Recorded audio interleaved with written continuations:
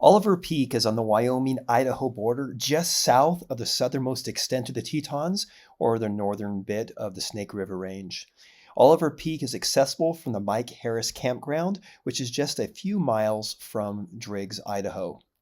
Now, the hike in begins with a groomed cross-country ski track, which extends about a half a mile, and it's a kind of an easy track. It's very beautiful. And then you turn right and you head up this canyon, and there's no groomed trail here. You need a kind of a GPS track to know. Now, the dotted line on this image here shows the summer trail, and I tried to follow the summer trail, which was kind of a mistake because I did a lot of side healing right here, which was very painful. What I should have done was go over the ridge, and as you see me do that ridge on the way back. But from here on this ridge, the going was actually very easy and the views were magnificent and beautiful. And right about here, I saw Oliver Peak for the first time. And as we get closer to it, I wasn't exactly sure how we're supposed to get up on it. But then as we got closer, then the route became more evident. From here, it was a fairly straightforward trek up to the top, and I was thankful to find that it was clear on top so I can have a nice view when I had my lunch. The way back was very straightforward. It's mostly flat along here. It doesn't really go up or down, but fortunately I had my track from before, so I was able to make really good time. But I'm really trying to avoid cross-hilling as much as possible because it was just, snow was hard and it wasn't very easy going from there. But now I diverted from my way up and I came over the top of the mountain to head down, and this was definitely the better way, and I highly recommend use this route when doing the trek in the wintertime. When I got to the bottom, I connected again with my tracks and I got back onto the groomed trail right about here. And then from this point on, it was a straightforward trek into where the car was. Now, I was really worried about the weather forecast because the weather said it was supposed to snow and rain all day. And when I drove in, it was slushy and rainy, and I was like, oh no, this is going to be a difficult day. But fortunately, everything cleared just before I put my snowshoes on, and I was the only person out there. I saw no one else the whole day. Okay, we're starting on Oliver Peak, and right now the parking lot is empty at the Mike Harris Campground parking lot, so I might be the only one out here today. It's a bit warm. This is, after all, end of March, so I might have some slushy conditions, but right now at the bottom they're pretty crunchy, so I'm hoping that I'm going to make good time. It rained a little bit on the way in, and then the sun peeks out for just a moment, which gives me hope we're going to have a view today. We'll see.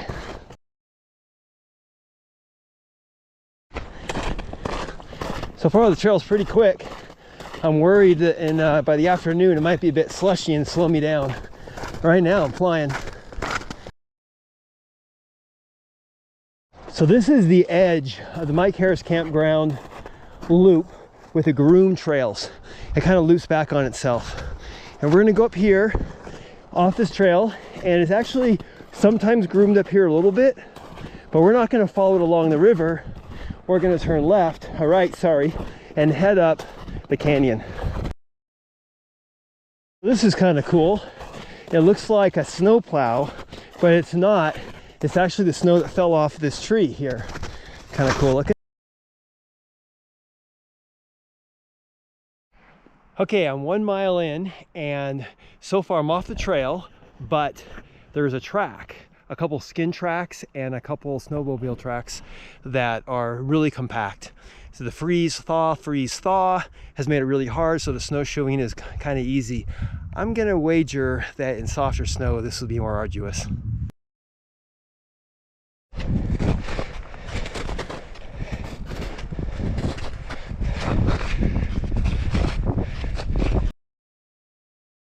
This is the first time in a while I felt there might be a proper trail here in the summer. It's a little indented, which kind of is a telltale sign of a trail. I've been really just following the GPS track and the occasional snowboard track.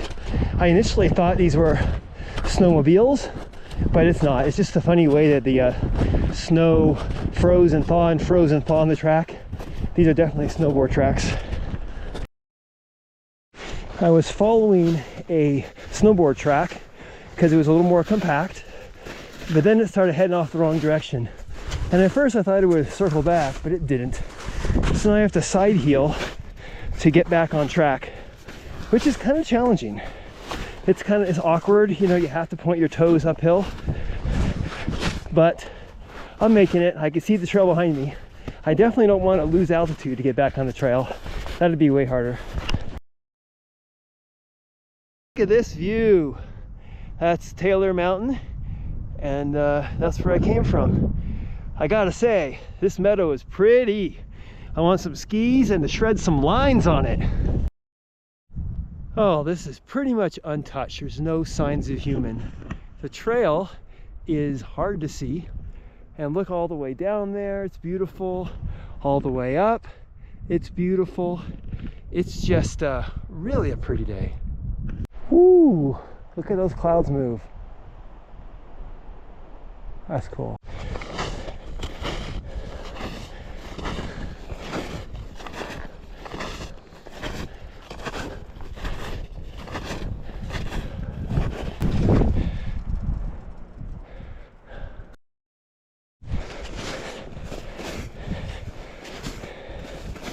Little more than 2 miles in, an hour and a half. We did 2 miles an hour for the first mile and 1 mile an hour for the second mile, which is actually more common. So I think we made it across the hardest part. The side hilling was a beast, but from here I think it's pretty much a ridge walk until the summit ascent. So hopefully I'll make some better time.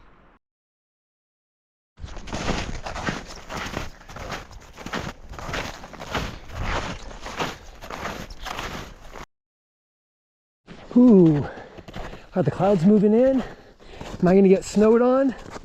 I don't know.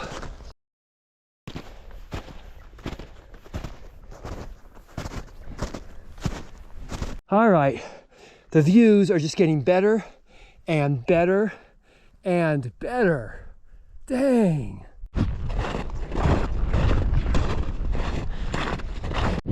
Three miles in, this was another 2 mile an hour mile.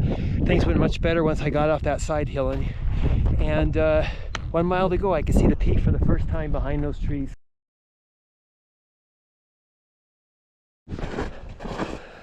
Dang, this is pretty. Wow. The first really good view of Alder Peak. It's funny how I've been walking this ridge for an hour now, and it's been obscured by minor peaks. And now for the first time I get to see it for real. It still looks far away, but you know, sights could be deceiving.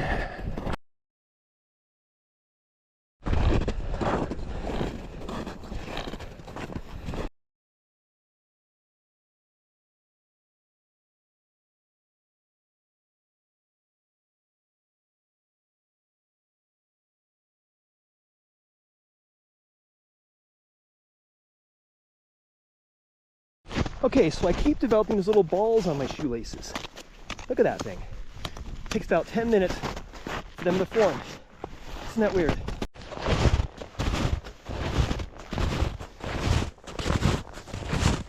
Another mile down, 4 down now. That was a fast one. Another about 35-minute mile. I'm almost there.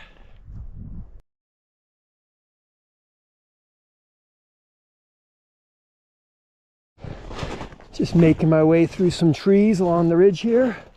Just about to make the summit bid. Not far. Love this snow.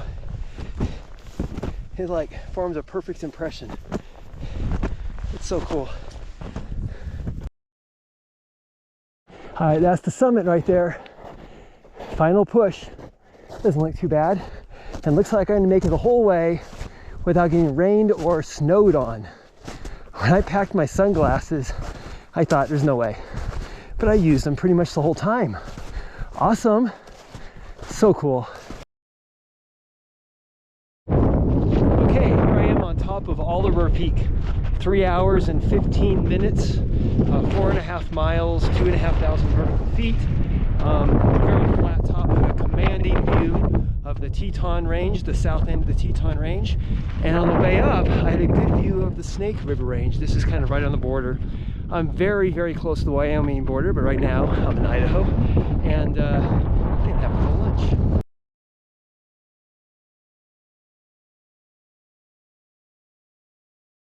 Love this Dr. Seuss-like sculpture on top of this tree stump. So this is the Snake River side, and we couldn't really see it from the summit because there was trees blocking, but it is really just as beautiful as the Teton side. It's quite amazing. I don't know the names of these peaks.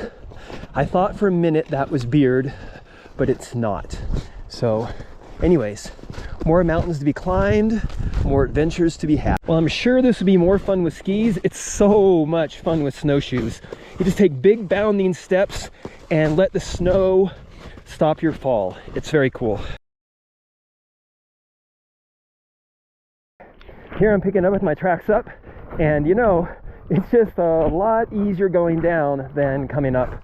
It takes a lot less energy. But on the way up, I also had to deal with navigation, trying to pick my way through the trees. Now I'm just going to follow the tracks. It's going to go much faster. I think my best mile was 2 miles an hour coming up, and I think I'm going to be closer to 3 miles an hour the whole way down. It just goes so much quicker.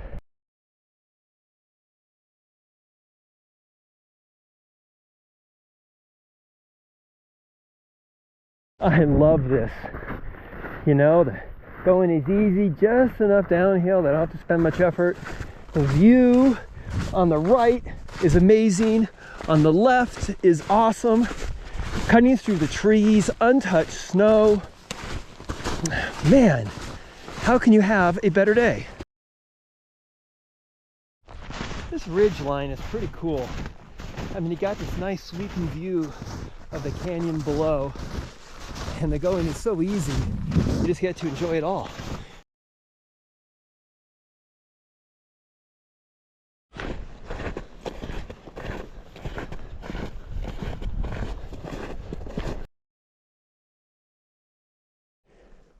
Oh, what a nice place for a breather.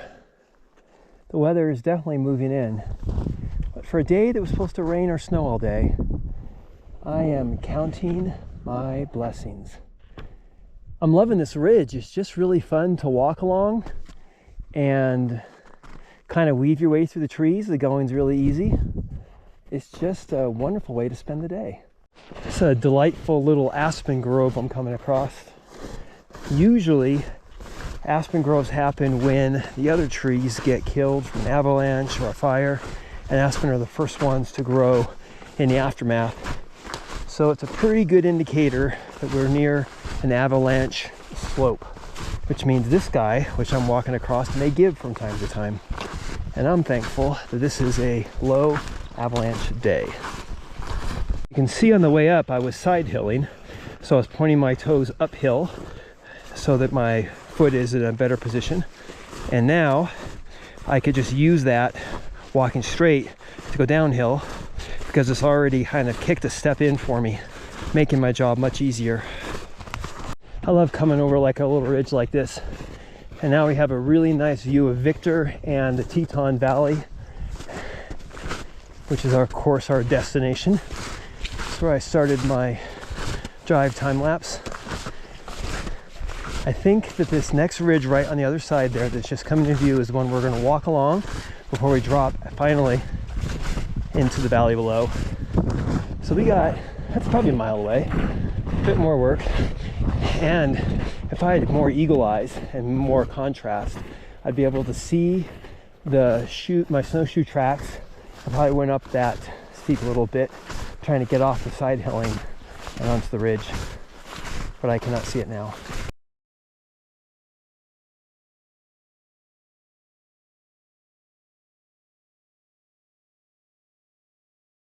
Another perfect ski slope. So many.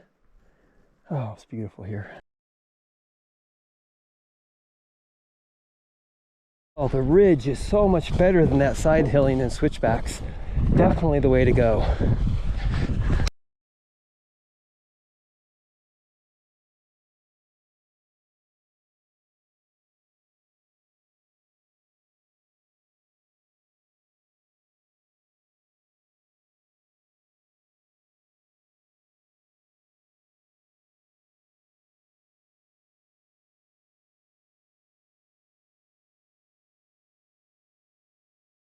Here we are back on my snowshoe tracks, and you can see where I started side hilling over there, which made it way more difficult than necessary.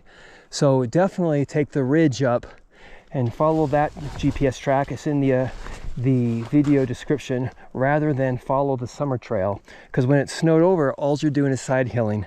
In the summer, I'm sure it's better, but in the winter, not the best route. Okay, so this is the last little bit to get off of the hill before I get into the canyon, which is very short, that will take me to the groomed trails. Boy, the snow is sure heavy. This is, late March, and it keeps grabbing, and it gives inconsistently. On the morning, it was solid and it held me. But in the evening, this is tough. I don't know if I could have made it up if the snow was in these conditions when I started. So much better. Oh, what a relief to be back on the groomed trails. I'm tired, and my feet are tired. It's me.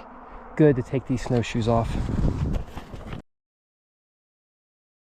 So that is Oliver Peak from the Mike Harris campground, and it's an all-day event for sure.